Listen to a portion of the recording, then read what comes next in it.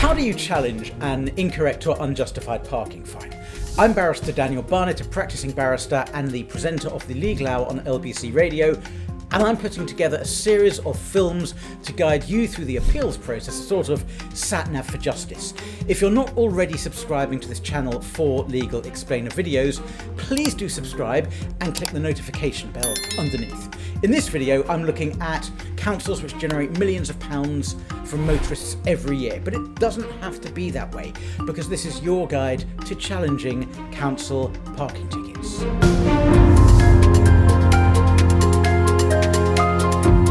More than half of those who appeal to the independent adjudicator in England and Wales win their appeals, and so it just might be worth you fighting a fine.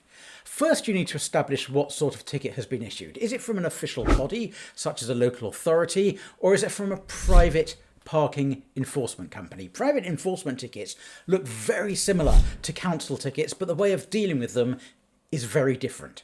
This film is about the official tickets, referred to as penalty charge notices.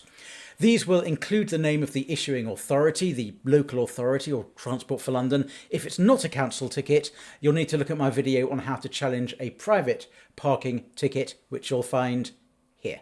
There are 3 steps to challenging a ticket: an informal challenge, a formal appeal, and an appeal to the independent adjudicator. Let's take each of those in turn.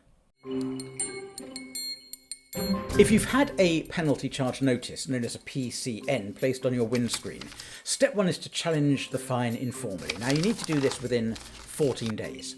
If you meet this deadline but your informal challenge doesn't succeed, most councils will still allow you to pay the fine at the reduced rate for prompt payment. Don't be tempted to pay the fine at this stage if you intend to appeal, but don't ignore the ticket either, because otherwise costs can increase substantially. Now, as this is an informal challenge, there are no fixed grounds of appeal. It's simply a case of clearly setting out in a letter or an email why you think the fine is unfair. You'll find the address for challenging the penalty notice on the back of the ticket.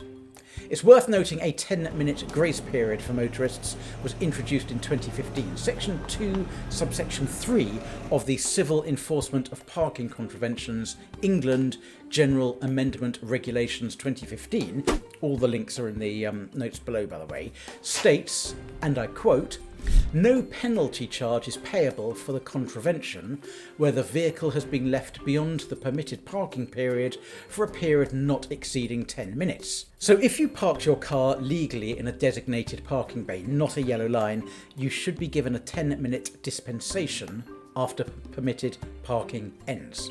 When challenging a penalty charge notice, it's best to provide as much evidence as you can to give yourself the best chance of a quick, easy win. Now, this might include photographs taken at the scene, perhaps photographs of an unclear sign, or supporting statements from witnesses who can corroborate your explanation. And make sure you include the PCN number, the penalty charge notice number, and your vehicle registration in your letter. If you didn't make an informal challenge, or if it was rejected, the registered keeper of the vehicle will be sent a notice to owner demanding payment. You'll also receive a notice to owner if your ticket's sent to you by post. There's no informal challenge, by the way, for postal tickets. You go straight to stage 2. Now, the notice to owner must include key details, such as the date of the notice, the date the penalty charge was served, and why the ticket has been issued. It should state that the fine must be paid within 28 days and the amount by which it will increase if it's not paid on time.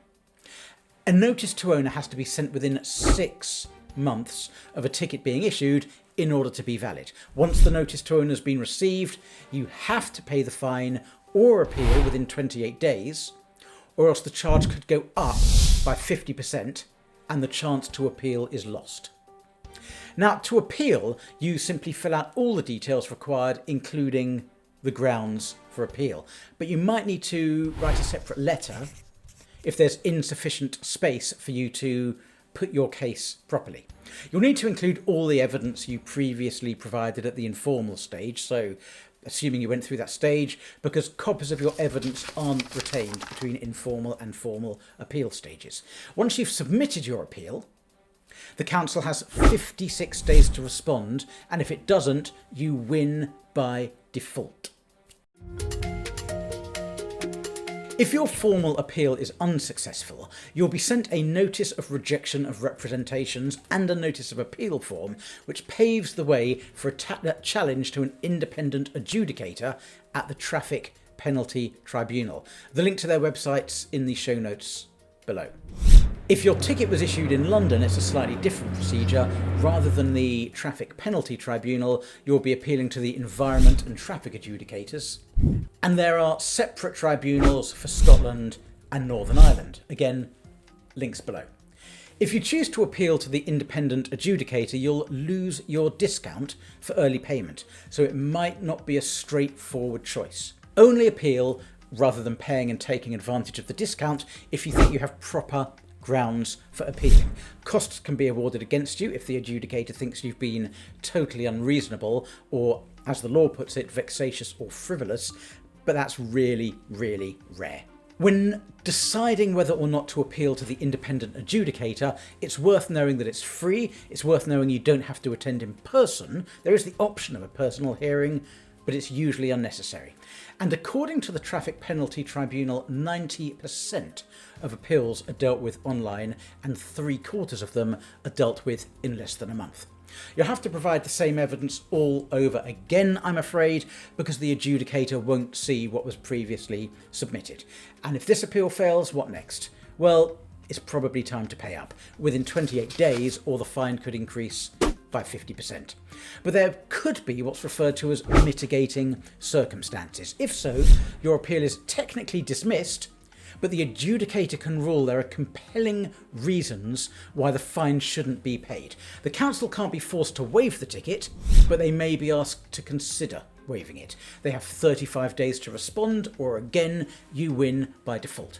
Now, I do hope you found this useful. I've made a series of other videos, such as this one and this one, drilling down into some of the fine details which might also help you to win your parking ticket challenge. If you're interested in these, do subscribe and click the notification bell so you're alerted to other helpful guides. I'm Barrister Daniel Barnett. Thank you so much for watching.